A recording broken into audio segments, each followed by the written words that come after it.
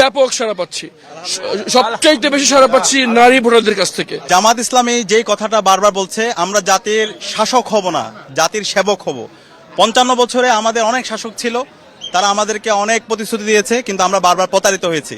তো এই বাংলাদেশ নতুনভাবে বিনির্মাণ করার জন্য আমাদের সেবক দরকার। এখানকার জনগণদের সবচেয়ে বড় অভিযোগ হচ্ছে নির্বাচিত হওয়ার পর এমপি সাহেবকে আর খুঁজে পাওয়া যায় না, এবং এক নির্বাচন থেকে পরবর্তী নির্বাচন পর্যন্ত এমপি সাহেবদের কাছে জবাবদিহিতার কোনো উপায় নেই।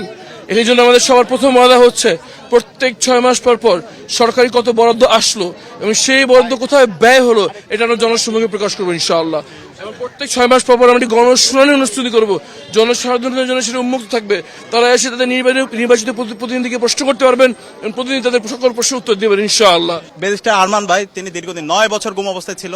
তিনি আজকে জুলাই বিপ্লব পরবর্তী আমাদের মাঝে ফিরে এসেছেন এবং বিপ্লব পরবর্তী দেখিয়েছেন কিভাবে মানুষের জন্য কাজ করতে হয়, কিভাবে সবার পক্ষে কাজ করতে হয়। তো আমরা আশা করছি আরমান ভাই ব্যাপক ব্যবধানে ইনশাআল্লাহ বিজয় হয়ে আসবে।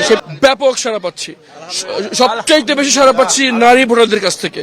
তারপর সাড়া পাচ্ছি তরুণ ভোটার, যারা আগে কখনো ভোট দেয়নি, যারা জুলাই আন্দোলনের মাঠে ছিল। তারপর সাড়া পাচ্ছি খেটে খাওয়া শ্রমজীবী ভাই বোনদের কাছ থেকে। তাদের সবার বক্তব্য শুধু একটাই, তারা পরিবর্তন চান। তারা এই পেশি শক্তির ব্যবহার, কালো টাকার ব্যবহার, দুর্নীতি, চাঁদাবাজি, মাদকে হাঁপিয়ে উঠেছেন। তারা চান একটি ইনসাফ ভিত্তিক সমাজ, তারা চান জবাবদিহিতামূলক সমাজ, তারা চান পরিবর্তন, নেতৃত্বে পরিবর্তন, আমাদের সমাজ ব্যবস্থার পরিবর্তন। বাংলাদেশে এই প্রথম বার্জার 1 কোটি মালসেন, 1 কোটে পারফেকশন। আমরা দেখতে পাচ্ছি যে প্রশাসনকে একদিকে ঝুঁকি পড়তে দেখছি। একই কারণে জামায়াত এবং বিভিন্ন স্বতন্ত্র প্রার্থীদেরকে আচরণবিধি লঙ্ঘনের জন্য তাদেরকে ফাইন করা হচ্ছে। আবার ওদিকে একটি বড় দল দেদারস আচরণবিধি লঙ্ঘন করছেন, তাদের প্রতি কোনো ভ্রুক্ষেপ নেই।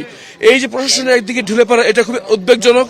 আমরা আহ্বান জানাবো অন্তর্বর্তী সরকারকে অবিলম্বে তারা লেভেল প্লেইং ফিল্ড এনশিওর করবেন, ভোটের দিন নিরাপত্তা নিশ্চিত করবেন, যাতে ভোটাররা নিরাপদে ঘর থেকে বেরিয়ে ভোট দিয়ে নিরাপদে আসতে পারেন।